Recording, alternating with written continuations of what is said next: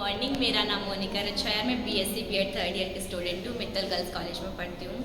मेरा टॉपिक है सेरिकल्चर, उसके बारे में आपको पीपीटी प्रेजेंटेशन दूँगा।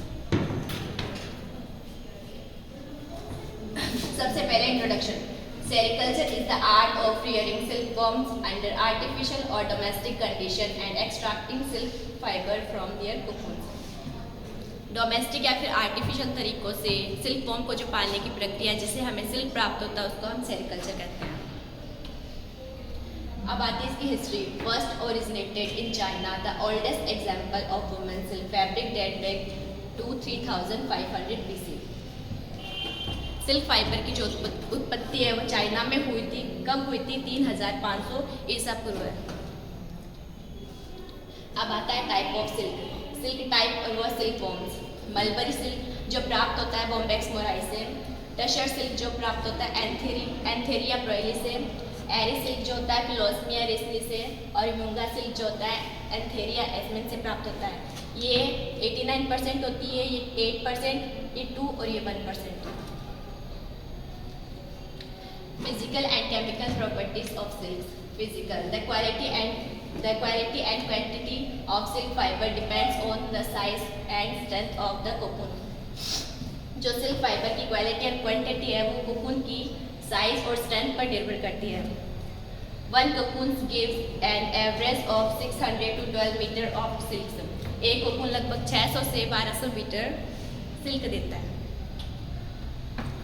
Chemical, silk fibre consist of an inner core of a protein called fibrion that is covered with another substance called ceramide। इसकी 2 layer होती है। जो अंदर की लेयर होती है उसको हम फाइब्रियोन कहते हैं और उसके बाहर एक अनदर सब्सटेंस होता है जिसको हम सेरेमिड कहते हैं।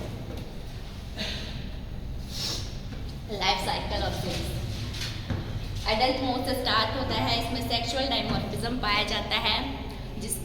सेक्सुअल डायमॉर्फिज्म पाया जाता है जिससे कि हम पता लगा सकते हैं कि मेल है या फिर फीमेल है।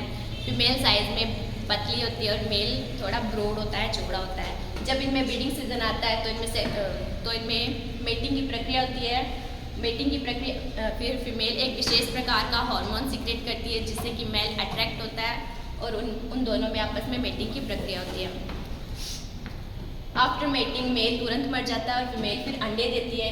एक बार में लगभग 300 से 350 अंडे दे देती है और उसके बाद फीमेल भी मर जाती है। फिर एक बार में 300 से 350 होते हैं और ये थोड़ी हल्की होती है और छोटे छोटे साइज़ की होती है।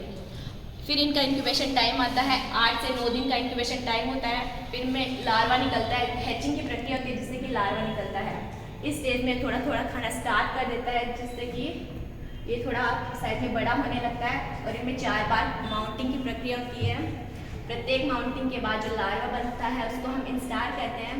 तो first instar, second instar, third and fourth instar.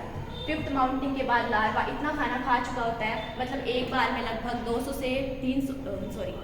से 3 किलो पत्तियाँ खा जाता है जिससे इसका साइज बढ़ जाता है और फिर साइड में जाकर अपने सर को सर्कुलर मैनर में घुमाता है और जो इसका सलाइवा होता है इसकी बॉडी पर लपेटा जाता है और वायु के संपर्क में आने पर ये ठोस हो जाता है और कोकून की संरचना ले लेता है। कोकून की संरचना यहाँ से और यहाँ तक आने में इसको 24 से 28 दिन का समय लगता है। इसके अंदर जो प्यूपा अवस्था होती है उसको पूरा होने में 8 से 9 दिन का टाइम लगता है। अगर 8 से 9 दिन के बाद हम अगर इसको नहीं निकालेंगे तो वापस से अडल्ट वाली स्टेज स्टार्ट हो जाएगी। इससे पहले कि 8 से 9 दिन से पहले हमें इसको निकालना पड़ेगा ताकि ये निकाल कर और हमें कोकून मिल सके, थ्रेड मिल सके। Structure of silk gland. इसके 3 मेजर पार्ट्स होते हैं, anterior silk gland, middle silk gland and posterior silk gland. जो इसका एंटीरियर पार्ट होता है वो थोड़ा कम कॉइल्ड होता है और उसका मिडल पार्ट से सेरेनिन नामक एक प्रोटीन सिक्रीट होता है जिसकी परसेंट होती है 20 और पोस्टीरियर ज़्यादा कॉइल्ड होता है जो कि फाइब्रियोन सिक्रीट करता है। ये इसकी 2 लेयर फाइब्रियोन और इसके ऊपर है सेरेनिन। प्रोडक्शन ऑफ एग में सबसे पहला पॉइंट आता है collection of eggs. Mature cocoons are selected for egg production, good quality and egg sterile. Mature cocoon को सिलेक्ट किया जाता है एग प्रोडक्शन के लिए और एग कैसे होना चाहिए? अच्छी क्वालिटी के होने चाहिए और स्टेराइल होने चाहिए। Incubation of egg. The egg of silkworm are called silk seeds. जो सिल्क वॉर्म के एग है उनको हम सिल्क सीड्स कहते हैं। एक का जो इंक्यूबेशन टाइम क्या एक जो इंक्यूबेशन होता है वो 65 डिग्री सेंटीग्रेड पर होता है और पर डे 1 से 2 डिग्री तापमान को बढ़ाया जाता है और 77 डिग्री पर ये इंक्यूबेट हो जाते हैं। फिर है rearing of larva. Hygiene is maintained in larva rearing so that they are not vulnerable to infection. जो इसकी लार्वा स्टेज होती है इस पर हाइजीन का बहुत अच्छे से ख्याल रखा जाता है ताकि कोई इन्फेक्शन ना हो। Larva are kept in incubated trays and covered with perforated paper, soft mulberry leaves and finely piece of cut. जो इसका जो लार्वा उसको हम इंक्यूबेट की ट्रे में लेंगे और कवर्ड करेंगे सॉफ्ट जो मलबरी की जो पत्तियाँ होती है उससे और पेपर से इसको ढक देंगे। Production and recovery of cocoon. The fully developed larva lifts the front part of its body and rotates in a circular manner. ये वही है जो लार्वा अपना बॉडी पर लपेटता है, कोकून बनाता है। इस स्टेज में कोकून का फॉर्मेशन करता है, अपनी बॉडी को रोटेट करके। फिर जो हमें कोकून मिलता है इसके 3 पार्ट्स होते हैं, स्टिफलिंग, रीलिंग एंड स्पिलिंग। जो स्टिफलिंग में क्या होता है, जो हमें कोकून मिलता है उसको हम हॉट वाटर में डालेंगे जिससे कि वो उसका अंदर प्यूपा होता है ना, प्यूपा स्टेज मर जाएगी। फिर वो जो कोकून होता है उसको रीलिंग वाले स्टेज में हम उसका रील बनाएंगे एंड स्पिनिंग वाले में जो इसका रील है वो रीलिंग वाली स्टेज में रो सिल्क होता है। स्पिनिंग में क्या होता है कि उसको अच्छे से एसिटिक एसिड से वॉश करेंगे ताकि इसका जो सेरेनिन का लेयर है वो हट जाता है, फाइब्रिन बच जाता है।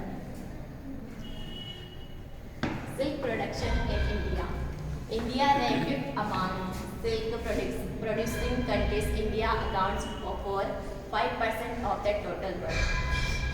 जो भारत है वो 5th पोजीशन पे आता है ओवरऑल कंट्रीज में production of mulberry silk and 10% tussar.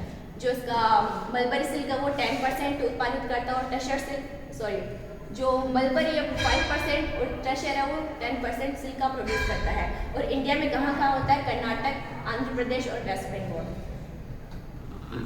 Thank you.